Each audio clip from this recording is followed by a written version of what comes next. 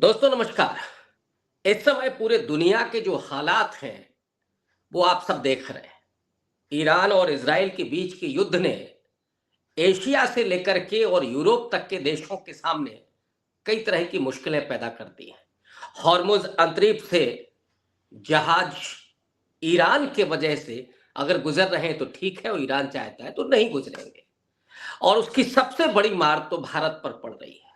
इस बात को पहले दिन से जो देश के सबसे वरिष्ठ पत्रकारों में से एक सतीश के सिंह जी कह रहे हैं, आज उनकी बात 100% सच होते हुए दिख रही है, जो बात उन्होंने कही थी। और आज ये मेरा सौभाग्य है कि वो खुद मेरे साथ मौजूद हैं और मैं कई बार आपसे उनका परिचय करा चुका हूं। परिचय के वो कतई मोहताज नहीं है, लेकिन एक बात मैं जरूर कहूंगा कि सतीश के सिंह जी जो बोलते हैं, वो सरकारें भले ही ना सुनती हों आज की, लेकिन देर सवेर समझना जरूर पड़ता है कि जो सर ने बोला था, चाहे विदेश नीति का मामला हो और चाहे इस युद्ध की विभीषिका में भारत किधर खड़ा होगा, कहां जाएगा, क्या स्थिति होगी, इसको लेकर के अगर संजीदगी के साथ सरकारों ने सुना होता, सरकारों से मतलब तमाम उस सरकार के जो अंग है, तो शायद कुछ तो राहत मिली होती। आज हालात ये हैं कि कोरोना से भी बदतर स्थिति में देश के मजदूर और देश का लोअर मिडिल क्लास दिखाई पड़ रहा है। तो सर, सबसे पहले तो आपका बहुत स्वागत है। बहुत आप बहुत धन्यवाद। हमें बराबर समय देते हैं, इसके लिए हम आपके बहुत आभारी हैं। और आपसे सुनने के लिए हमारे दर्शक बेताब रहते हैं आपकी चर्चा। और मैंने कहा कि जितनी प्रामाणिक बातें आप करते हैं, वो दो टूक बात करते हैं, चाहे सत्ता हो चाहे विपक्ष हो। और ये बात स्वयं मुझे भी बहुत अच्छी लगती है, दर्शकों को भी बहुत अच्छी लगती है। सर, सबसे पहले तो 1 महीने से ज्यादा का समय गुजर गया है। ट्रंप तो अब लग रहा है कि उस पोजीशन में पहुंच गए हैं कि अल्ल बल्ल बक रहे हैं। कभी बोलते हैं युद्ध हम आज खत्म करेंगे, कभी बोलते हैं कभी और चलेगा, कभी बोलते हैं कि वगैरह वगैरह। इस पर आपकी क्या टिप्पणी है और देश में हालात किस तरह के हो रहे हैं?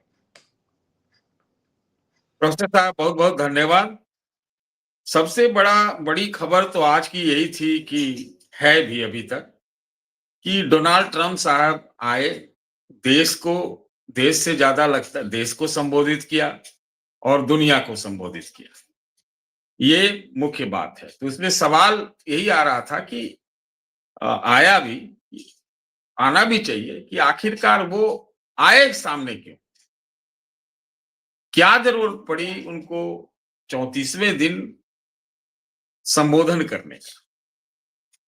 इसके कारण क्या थे? तो कारण बहुत साफ है। एक कारण तो ये रहा कि अमेरिका में भी गैसोलीन बोलते हैं वहां तेल को, तो उसके दाम बहुत बढ़ रहे हैं। बहुत जनता पूरे अमेरिका में सड़कों पर आ गई है, प्रदर्शन कर रही है, नो किंग के नाम से, राजा नहीं चाहिए। तो एक तो वो है, वहां चुनाव भी है वहां के हिसाब से, जो वहां के सिस्टम है। और दूसरा, उससे भी बड़ा कि अ, वो फंसे हुए हैं। ये तो पक्की बात है कि फंसे हुए, मारा उन्होंने बहुत है। अमेरिकियों ने, इजरायलियों ने बहुत मारा है, बहुत मार किया है। मतलब 10-15 हजार बम कम नहीं होता है, और पूरा ईरान को तबाह किया है। इसमें कहीं से दो राय नहीं। ईरान ने भी किया, इजराइल में किया, मिडिल ईस्ट में भी उसने, मतलब रिटेलिएटरी बॉम्ब्स तो लगातार वो मिसाइल्स फेंक ही रहा है। वो बताने के लिए इसलिए आए थे यहाँ, ये कि भाई अमेरिका का उद्देश्य क्या था। तो वो इस बात को नहीं छुपा पाए, जिसके बारे में मैं बहुत पहले से ही कह रहा था कि वो छुपा नहीं पाए। इस मामले में बहुत स्पष्टवादी ही हैं, आप कहिए। तो देखिए, बहुत तरह के उद्देश्य बताए गए कि भाई ईरान का न्यूक्लियर उसको बनने नहीं देना है, न्यूक्लियर बम होने नहीं देना है। वहां पर एकदम जो कट्टरपंथी इस्लामिक वो हैं, उनको टेररिस्ट कहते हैं, वो उसका जो है सत्ता बदलनी है। ऐसी ऐसी कई बातें हैं। लेकिन सच तो जुबान पे आई जाती है। मैं तो कहता हूं कि ट्रम्प साहब तो प्रॉपर्टी डीलर हैं, उनको और किसी चीज में कोई इंटरेस्ट नहीं। जब वेनेजुएला गए थे तो वहां कल्याण करने नहीं गए थे, वो तेल पर कब्जा करने गए थे और कब्जा कर ही लिया वहां का। और यहां पर वो बताने यही आए थे कि फंसा हुआ जो आदमी है और उसका उद्देश्य एकमात्र तेल पर पूरे दुनिया में दादागिरी करना। और साफ कह दिया उन्होंने कि आप अमेरिका से तेल खरीदिए। अब उनको हार्मूज, जिसको हम लोग बार बार हार्मूज हार्मूज कह कह के उनको, उन्होंने तो कहा कि हमको कोई मतलब नहीं है, जिसको तेल चाहिए वहां से वो जाके खाली करवाए, वहां आए। अब एक मीटिंग भी होने वाली है लंदन, तो उनका ये मतलब कतई नहीं है कि भैया हम हॉर्मुज में अमेरिका लड़े और तेल उधर से पास हो। तेल ना पास हो तो अमेरिका वाले या ट्रम्प साहब ज्यादा खुश होंगे। कारण, क्योंकि भाई उसमें तो मजबूरी में दुनिया में दो ही और जगह जा सकता है तेल लेने आदमी, क्योंकि इधर मिडिल ईस्ट का तो, ये गल्फ का तो तेल रुका हुआ है वहां, है ना, रुक गया है हार्मुज में। और तो दो ही जगह मुख्य बसता है, एक रूस और एक अमेरिका। और अमेरिका में वो नारा दे के आए थे, drill drill baby drill. Drill baby drill का मतलब ये था कि भाई जितना तेल हो सकता है अमेरिका में, इसको निकालो, जमा करो, बेचो। तो जब ड्रिल बेबी ड्रिल अमेरिका में कह रहे थे तो वही पूरे दुनिया के ड्रिलिंग में लग गए वो, कि भाई पूरी दुनिया को संदेश ये था कि आके अमेरिका का महंगा वाला तेल खरीदो, तुम्हारे पास कोई चारा नहीं है। दूसरा है रूस का। तो ये मैं समझता हूं कि इस उद्देश्य के तहत वो वहां पर घुसे। उनको कोई मतलब नहीं है। मुझे नहीं लगता, ये तो स्थापित ही नहीं हो पाया कि इराक में तो हम लोगों ने देखा था कि कोई वेपन ऑफ मास डिस्ट्रक्शन निकला नहीं, तमाम रिपोर्टें ही बताई।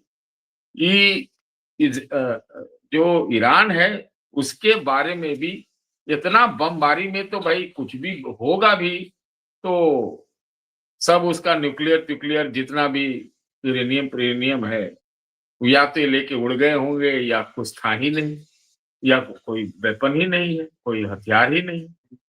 तो ये वो साफ साफ बात है कि वो तेल का खेल है। और ये तेल का खेल अमेरिका, आज ट्रंप नहीं, पिछले सौ साल से वो अमेरिका खेल रहा है, इसमें तो कोई दो राय नहीं है। तो ये मैं समझता हूं उनका मुख्य उद्देश्य था। दूसरी बात, जरा ये भी कह ले कि हाँ, उन्होंने जरूर कहा कि ईरान को स्टोन एज में पहुंचा दे, है ना, स्टोन एज में। तो मैं तो ऐसा सोचता हूं कि ईरान तो स्टोन में रहता ही है पूरा का पूरा। हाँ, स्टोन में रहता है, उसको क्या पहुंचाएंगे स्टोन एज में। वहां के नेवी कमांडर का जो अंत्येष्टि हुई है उसमें इतना 15,000 बम का, उनको कोई ईरानियों को डर नहीं है। हमको लगता है लाखों लाख लोग अ, उनके जनाजे में, दफन में शामिल हो गए। तो वो तो तैयार बैठे हैं लड़ने के लिए, कि आओ जमीन पर तो दिखाते हैं, है ना। और आज तो ईरान ने जो धमकी दी उसको हम अ, बहुत गंभीरता से किसी को भी लेना चाहिए। इतनी धमकी, ट्रंप के धमकी के बाद कि स्टोन एज में पहुंचा देंगे मार मार के, उनका जवाब सीधा था कि उनको, कि अब ट्रंप को अंदाजा नहीं है कि ईरान के पास क्या क्या है। वो तो हमने अभी निकाला ही नहीं है, उनको कोई जानकारी नहीं है। तो ये बड़ा ही एक खतरनाक जो है जवाब ईरान से आया है। ठीक बात है ये कि उनकी नेवी, चाहे उनका एयरफोर्स, वो सब कुछ ज्यादा बचा नहीं है। लेकिन दहला देने के लिए अगर मान लेते हैं कि जब आप कहते ही हैं कि यूरेनियम यूरेनियम है उसके पास, परिष्कृत यूरेनियम है, क्या पता आधा किलो 1 किलो का कुछ बम बना बनू लिया हो, कोई ठिकाना नहीं है। डर्टी बम ऐसे ही हो सकते हैं। तो यहाँ इस मुहाने पे पहुंचे हुए हैं हम। हालात बेहद खराब है। और आज आपने देखा होगा कि जैसे ही ट्रंप का भाषण हुआ उसके बाद 8%, 8%, फिर से बोल रहा हूं 8% तेल के दाम ऊपर चले, 8% चले। 8% बहुत ज्यादा होता है ना, मतलब। और पता नहीं अब आज और रात में क्या है, कल सुबह तक क्या है। तो ये स्थिति है, मैं ऐसा समझता हूं। जहां तक आपने भारत की बात पूछी है, तो देखिए भारत भी सुना है कि जो है वो उसमें कि वो जो एक ब्रिटेन में इंग्लैंड में कॉन्फ्रेंस बुलाई गई है हार्मूज को लेकर के, उसमें शामिल होगा 30-35 देश या कुछ हैं। तो आज तो उन्होंने कह दिया कि जिसको हरमुज से तेल लेना है, ट्रंप ने कहा कि भैया हरमुज से तो जाके हरमुज खाली कराओ, हमको कोई लेना देना नहीं, वहीं से लाओ। और ये कहना, आपको क्या लगता है कि ये जो देश कॉन्फ्रेंस बुला रहे हैं वहां जाएंगे क्या? जब अमेरिका नहीं जा पा रहा है तो बाकी कहां से जाएंगे? तो स्थितियां गंभीर है। और तेल पर दादागिरी अमेरिका का इस लिहाज से भी बहुत महत्वपूर्ण है कि चीन, कोरिया, जापान और अमेरिका, इंडिया, भारत बहुत ज्यादा आश्रित है उस तरफ के तेल, बहुत ज्यादा। तो अगर मान लेते हैं कि हम लोग लावेंगे भी, वो कह रहे हैं कि अमेरिका से ले, भारत की बात कर रहा हूं, कितना महंगा पड़ेगा, कि जो कि दाम भी खूब ऊपर बढ़ता जा रहा है, आज बढ़ा है। दूसरा कि रुपया जो है 94, 93, 92 पे झूल रहा है। तो फिर ये स्थिति तो बहुत खराब है। और आप रूस पे जो है अंकुश कस के रखे हुए थे पहले कि आप रूस का तेल नहीं ले सकते या रूस को आप बेचने नहीं देते थे। तो ये एक पूरा एक समग्रता में चीजें उभर के आ रही है, बहुत ही या तो चकमा दे रहे हैं, हो भी सकता है, हो सकता है कि शातिर आदमी, है ना, करना धरना कुछ नहीं, तेल पर कब्जा कर लो, बाकी सबको लड़ा भुना दो, सब आपको झुलसा दो, उसको तेल में डुबा दो। दरअसल ट्रंप के और इजरायल के कारनामों के बाद, मैं हो सकता है उनके उद्देश्य वो हो कि भाई ईरान ने सब बहुत गड़बड़ कर रखा था, कट्टरवादी है, उसके बाद बम तम हो, न्यूक्लियर हो गया। लेकिन इतना सच है कि ट्रंप साहब ने उनके ही सदारत में, उनके ही लीडरशिप में सारा कुछ हुई, लेकिन ट्रंप के बिना नेतन्याहू का कोई वैल्यू नहीं। तो पूरी दुनिया को हॉर्मुज में डुबा के रख। जी। सर मैं थोड़ा सा भारत पर ही थोड़ा रहना और चाहता हूँ। हालात जिस तरह के हम दिल्ली से देख रहे हैं, बहुत सारी ऐसी तस्वीरें आ रही हैं, वीडियो आ रहे हैं, कुछ लोग पत्रकार जाके बात कर रहे हैं, लोग पलायन कर रहे हैं इस बार। और जैसे कोरोना में लोगों ने पलायन किया था, लेकिन उस समय एक स्थिति ठीक थी कि तब मनरेगा था, और मनरेगा को हम लोग जानते हैं कि अगर काम की डिमांड होगी तो काम मिलता था। अब तो जी राम जी हो गया है, माने अब तो काम मजदूरों के मांगने से तो मिलेगा नहीं। ये जो पलायन है, और ऊपर से अभी चुनाव है, तो साहब अपने यहाँ रेट नहीं बढ़ रहा। साहब आपने कहा ना कि आज 8% बढ़ा, तो थोड़ा चुनाव के, तो ये तो 5 राज्यों के चुनाव है, और उसमें मोदी जी से एक लड़के ने पूछ लिया बीच में कि सर वो सिलेंडर नहीं मिल रहा है। तो 5 राज्यों के चुनाव में आपको क्या स्थिति लग रही है कि मोदी जी फेस कर पा रहे हैं? उनके चेहरे से आपको क्या लग रहा है?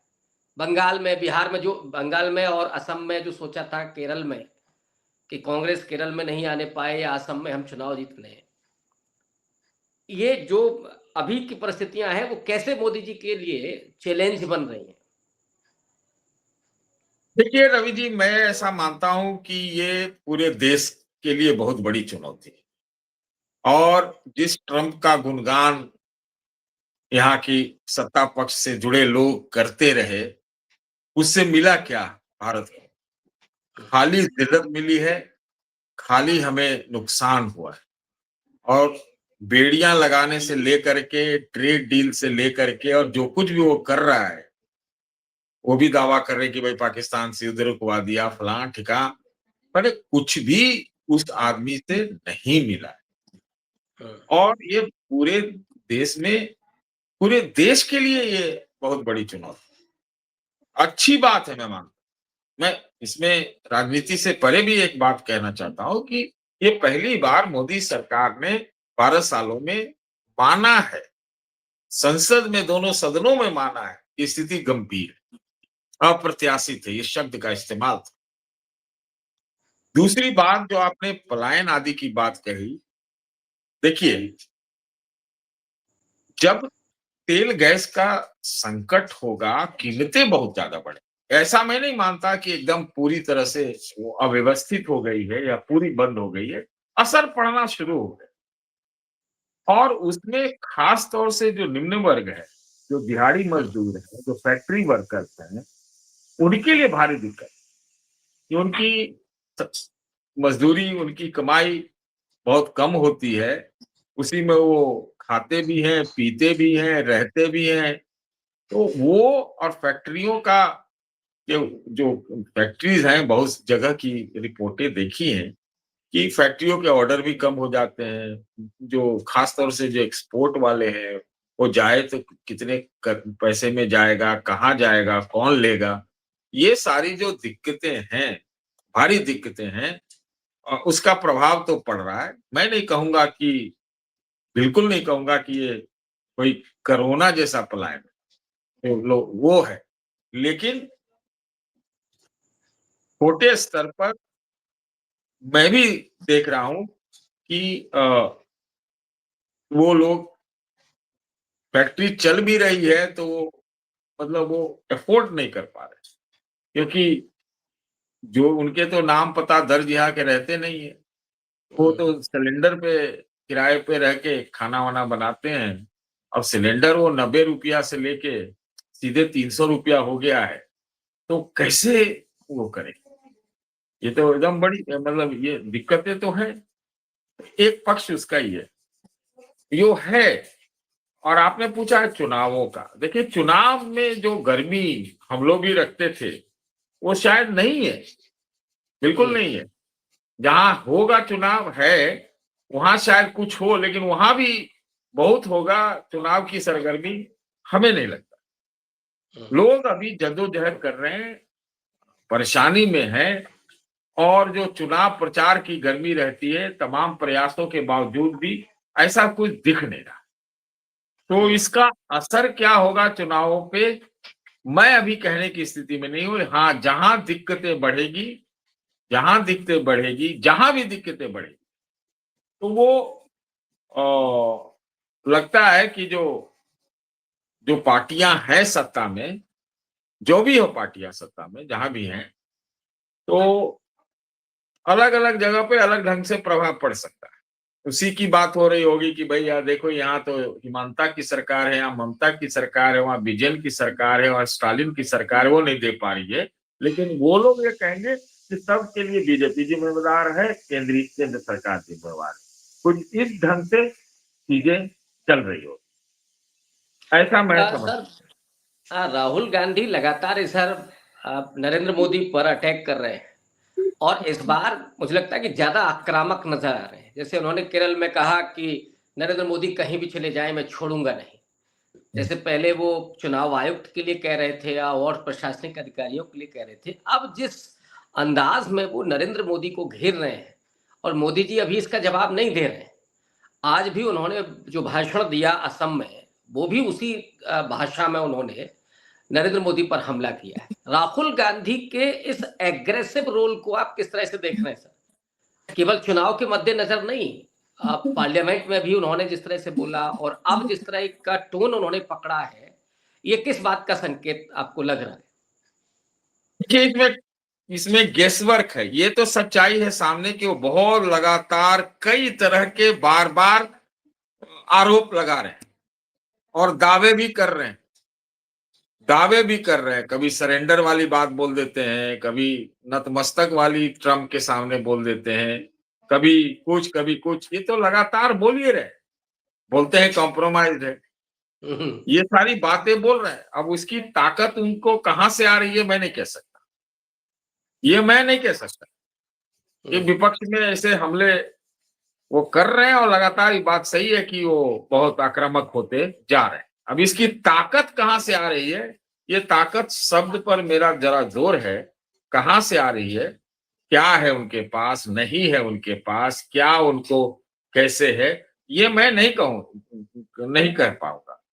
वो सारी पार्टियां उनके बारे में भी कुछ ये लोग बोलते हैं बीजेपी के, वो मुद्दा नहीं है। मुद्दा ये है जो मैं समझता हूं, एक और दो, मैं सीधे सीधे बात कर लेता हूं। एक तो ये है कि जब सरेंडर, कॉम्प्रोमाइज जैसे शब्द विपक्ष के नेता इस्तेमाल करते हैं मोदी जी के लिए, तो वो यूएस के संदर्भ में, अमेरिका के संदर्भ में है। तो अमेरिका के संदर्भ में जब वो कहते हैं तो ये तो भारत सरकार की परीक्षा है कि आगे अभी चाहे वो व्यापार का डील हो, चाहे अमेरिकी तेल की बात हो, उसमें वो क्या रुख अपनाती है।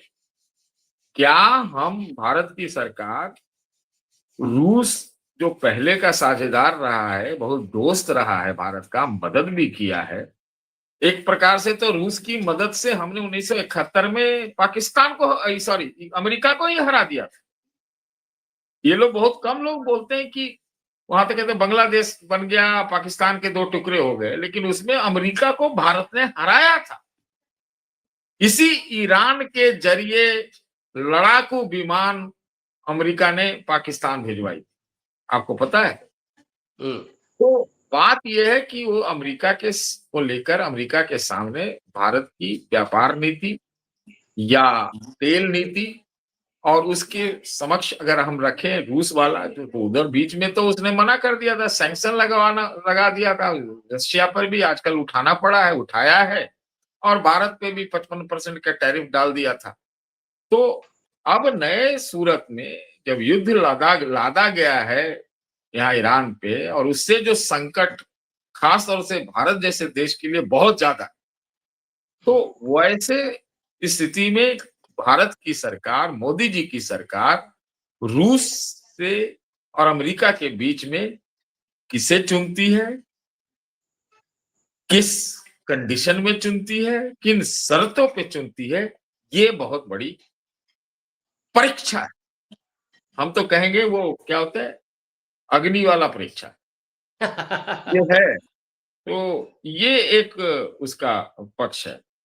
और दूसरा कि जैसे, एक तो मैंने इसकी बात कही, तेल की भी बात, और उसी में साथ साथ बहुत तरह के दबाव तो होंगे, इसमें तो कहीं से दो राय नहीं। हमको लगता है उन्हीं दबावों को राहुल गांधी जो है बार बार उठा रहे।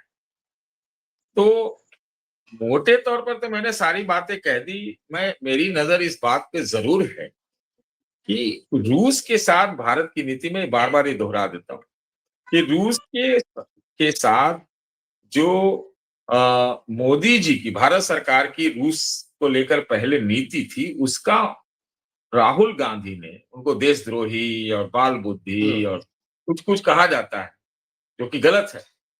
उन्होंने अमेरिका की धरती पे जा करके भारत के रूस नीति का खुलेआम वहां पर समर्थन किया। ये बहुत बड़ी बात।